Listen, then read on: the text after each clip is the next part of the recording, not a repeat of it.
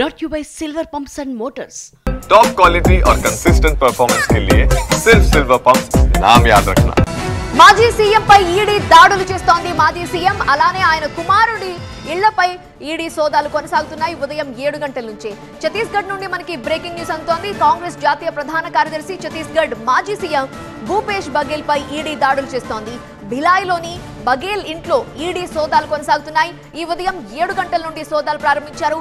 మాజీ సీఎంని ఆయన కుమారుణ్ణి అధికారులు ప్రశ్నిస్తున్నారు. అంతేకాదు లిక్కర్ స్కామ్ కి సంబంధించి కూడా మనీ లాండరింగ్ కేసులో విచారిస్తున్నారు. ఛత్తీస్గఢ్లోని 14 చోట్ల ఏకకాలంలో ఈడీ దాడులు చేస్తోంది. బఘేల్ పై ఈడీ దాడులు రాజకీయంగా వేడి పుట్టిస్తున్నాయి. ఇప్పుడు